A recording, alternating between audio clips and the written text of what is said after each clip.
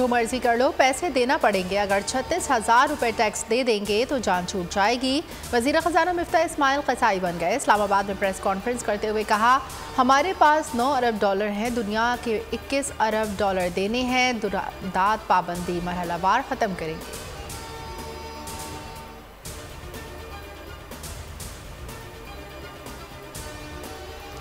एक तरफ धमकियां, दूसरी तरफ तसल्लियां। नून लीग की दोगली पॉलिसी बरकरार। मरियम नवाज कहती हैं कि मिफ्ता भाई ताजिर परेशान हैं और शिकवा कर रहे हैं, ताजिर बरादरी पर टैक्स वापस लें। नायब सदर नून लीग का ट्वीट। कहती हैं कि मिफ्ता इस्माइल ने आज ताजिरों से मिलने की यकीन दहानी कराई है, ताजिरों के मसाइल का हल निकालेंगे। अराकीन तैयारी कर लें, 6 से 8 हफ्तों में आम इंतखाबात का बिगल बच सकता है। इमरान खान ने पंजाब के अराकीन असम्बली को नए इलेक्शन के लिए तैयारी का टास्क दे दिया। रहनुमाओं को 2 हफ्तों में तंजीम साजी मुकम्मल करने की हिदायत। ऐवान वज़ीर आला में अरकान असम्बली से मुलाकात की अंदरूनी कहानी सामने आ गई। इमरान खान ने कहा, 25 मई को चादर चार दीवारी का तक़द्दुस पामाल करने वालों के खिलाफ कानून अपना रास्ता इख्तियार करेगा।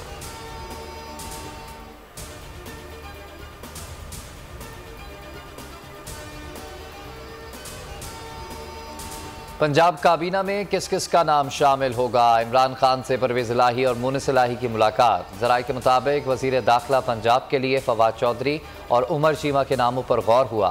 महमूदुर रशीद, यास्मीन राशिद, मुराद राज, राजा बशारत, हाशिम जमा बख्त और राजा यासिर काबीना का हिस्सा होंगे। असलम इकबाल, फयाज़ुल हसन चौहान, मोहसिन लगारी और शमशान बुखारी के नाम भी शामिल।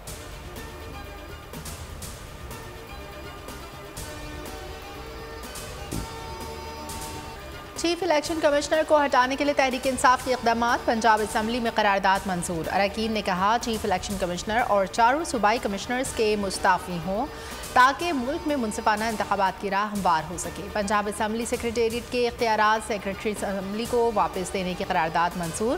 Deputy speaker Punjab assembly वासिक Qayyum ने हल्फ उठा लिया। हल्फ स्पीकर सब्ताम खान ने लिया।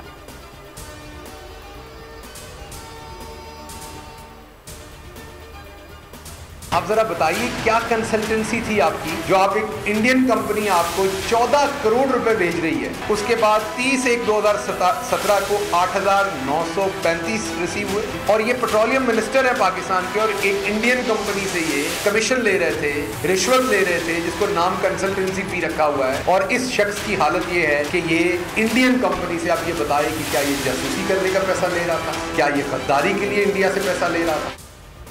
शाहिद खाकान अब्बासी दौरान वजारत भारतीय कंपनी से पैसे लेते रहे। शहबाज गिल नून लीगी रहनुमा का स्कैंडल सामने ले आए। कहा, शाहिद खाकान अब्बासी भारतीय कंपनी से कंसल्टेंसी फीस लेते रहे।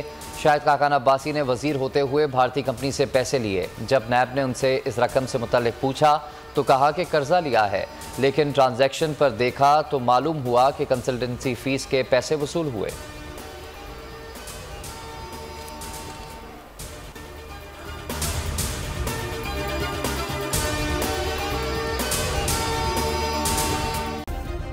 सब्सक्राइब करें और बेल दबाएं ताकि कोई खबर रह न जाए।